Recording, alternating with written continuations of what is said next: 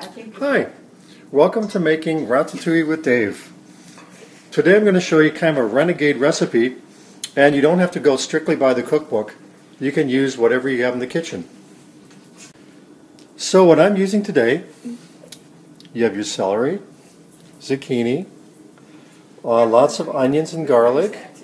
I'm using cilantro. You can use parsley or whatever you happen to have. Tomatoes, eggplant, carrots, and mushrooms and carrots usually aren't in the recipe, but I'm going to put them in anyway. And usually you put in peppers in ratatouille, but my daughter Layla doesn't like peppers, so I'm not going to put them in. Now the important thing is, and the most time consuming, is you have to chop everything up so it's like roughly the same size pieces. And the next step, and the most time consuming, is we're going to saute each vegetable separately in a pan until it's like lightly browned, and then we'll put them together afterwards. Now I'll let you in on a little secret. Eggplant tends to take olive oil up like a sponge, and you can go through like half a bottle of olive oil if you're not careful. So what I like to do, you put the eggplant in a bag, and instead of putting the olive oil in the pan first, you put some olive oil in the bag and you coat the eggplant, and then you put it in the pan to cook it. Yeah, my mother-in-law just gave me a tip about eggplant. Do you want to repeat that again, Floss? What'd you say? No, I don't want to repeat it. Okay, she said usually you want to sweat the eggplant first so it doesn't get too salty. Is that correct? She doesn't want to share this tip. No, that's a secret. Well, yeah, that's a secret. But what I do, you don't even bother peeling the carrots or the zucchini or the eggplant or the tomatoes. Don't bother to do that. Just cook them as is.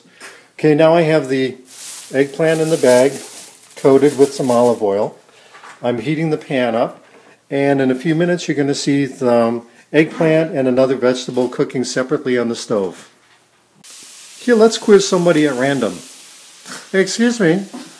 Do you know why do you bother to cook all the vegetables separately instead of all together? No. Any guess? No. Okay, the reason is because the different vegetables cook at different rates. If you put them all together, some of them will be raw, some of them will be overcooked. As it's cooking, you can toss it in the pan, just like you do on TV. See, the onions are already getting a little brown. So you know if they're getting brown, the eggplant isn't yet.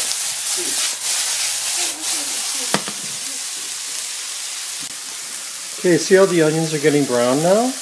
It's time to transfer them into a different pot, and we're going to do another vegetable.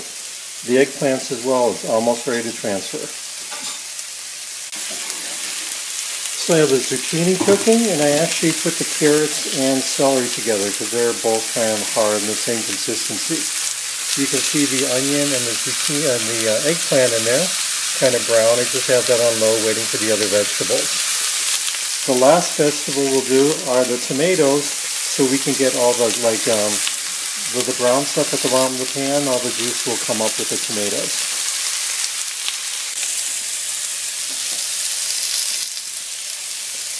See, the zucchini are getting brown now,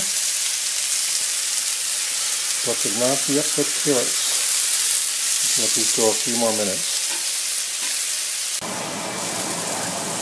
There they look good now, kind of nice and brown. So we'll transfer in the zucchini. We'll let the onions and the celery cook a little bit more, and then I'll brown some mushrooms and lastly tomatoes. There, now you see all the brown stuff stuck to the bottom of the pan? We're going to put the tomatoes in. Not for a long time though, just to get the juices loosened up, and then we'll put that in with the rest. Do you have any other sponges? You don't want to cook the tomatoes too much or they'll lose their shape, but you want to get those drippings off the bottom of the pan. Okay, I add the cilantro, some salt, and some pepper. In an ideal world, you would just layer the vegetables separately in a few layers as if you're doing lasagna.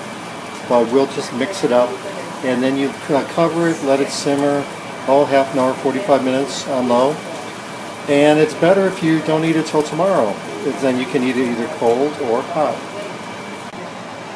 Here it is all mixed up, and I'll show you again after about 45 minutes. Here it is after 45 minutes. Looks good.